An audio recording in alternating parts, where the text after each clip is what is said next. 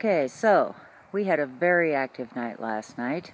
I'm going to tell you what happened when I went to bed. We had been sitting up there by the fire pit for about an hour and a half.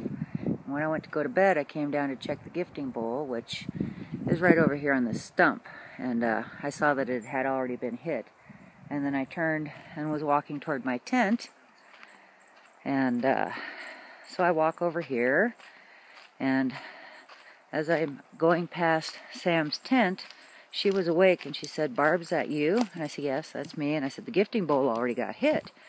And she said, "Oh, cool." And that was about the extent of our conversation. So I come over, I get into my tent, and it couldn't have taken me a whole 10 minutes to get into my sleeping bag, get comfortable, and turn my light off. Within seconds of turning my light off, from right out here, right between Sam's tent and my tent, I hear this huge thud. And I'm thinking, okay, it could have been something fell out of one of these trees.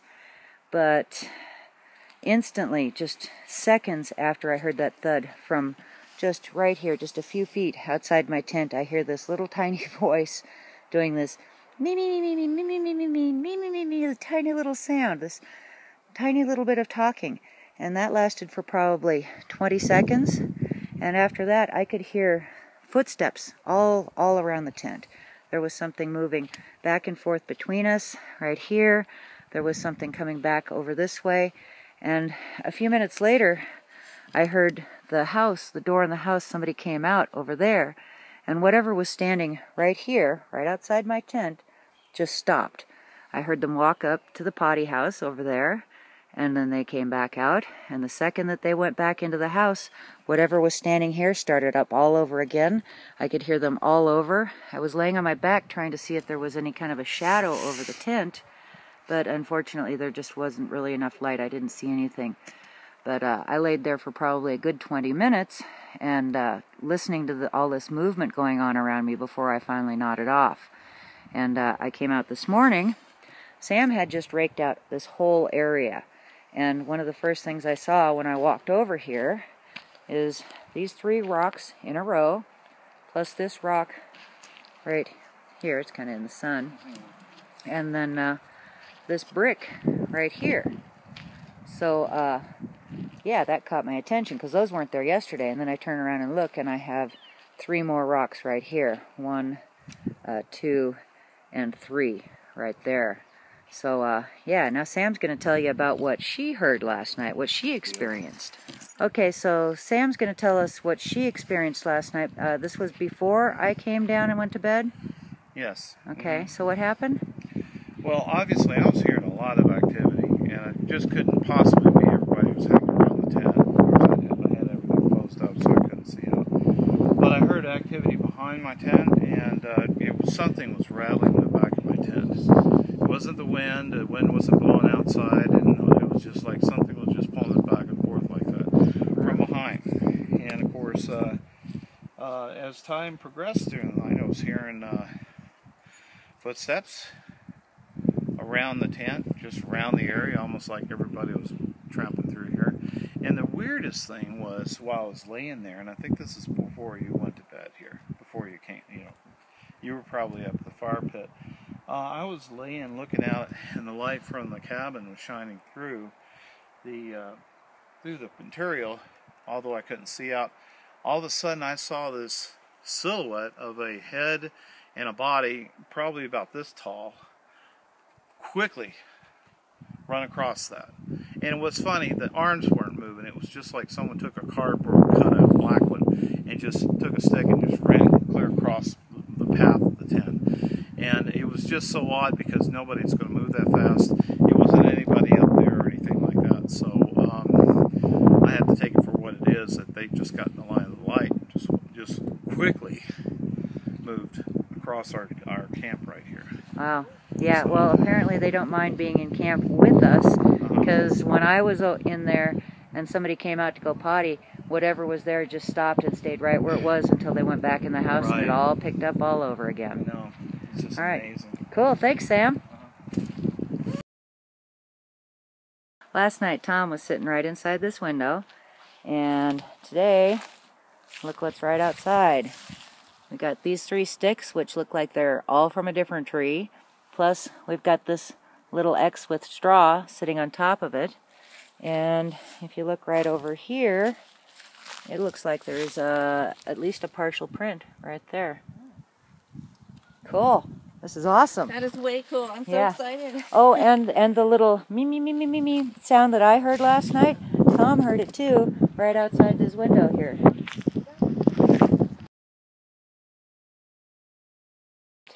Something that's really cool, you know, we had the prints on the car the other day.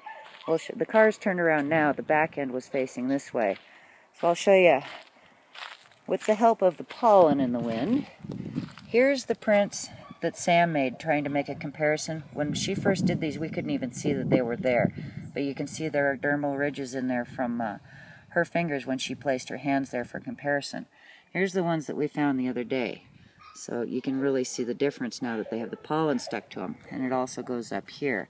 And yeah, we make a point of not touching the glass, so we know it wasn't us. But if you come around here, so on this side it's kind of hard to make out because there's not as much pollen on them, but there's more handprints right here on this side. Right here, there's some. Right here, there's finger marks that are smeared right there. And these are fresh. These ones here are from last night when the car was parked the opposite direction. So we think maybe they were even on the other side looking through the windows watching us. So pretty cool, huh?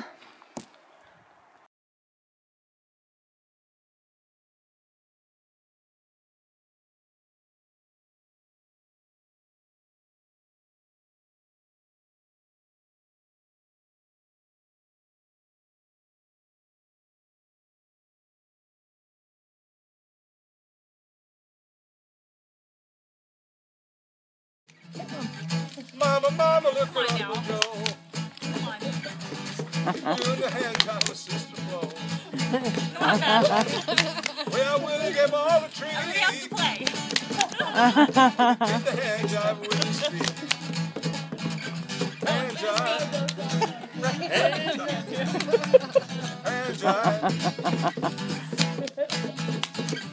That's enough. Get on me one on a hey, why do you drink? Why do you roll smoke? Why must you live out those songs that you wrote?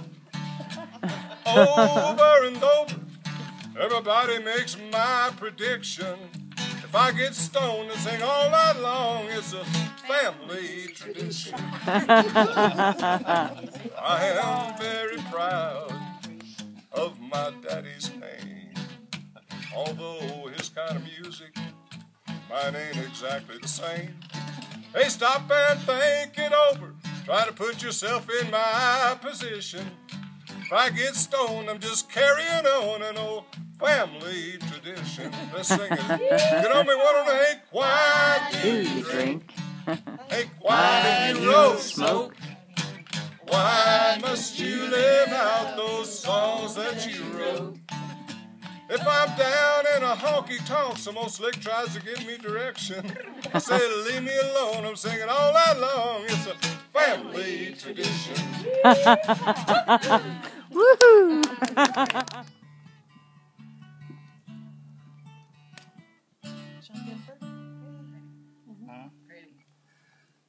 I've been lately thinking about my lifetime.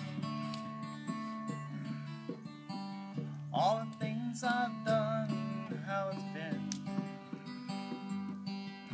But I can't help believing in my own mind.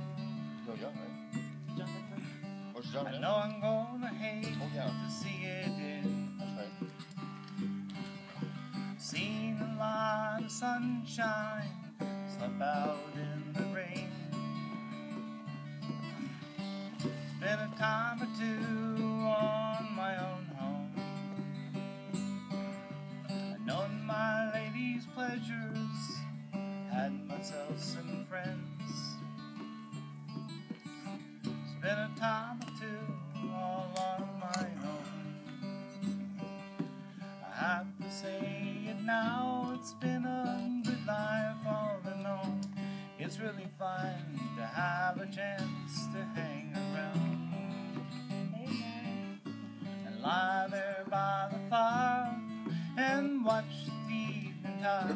All my friends and my old lady sitting past the pipe around and talk of poems of prayers and promises and things that we believe in. How sweet it is to love someone, how right it is to care. How long it's been since yesterday, but what about tomorrow? What about our dreams and all the memories we share?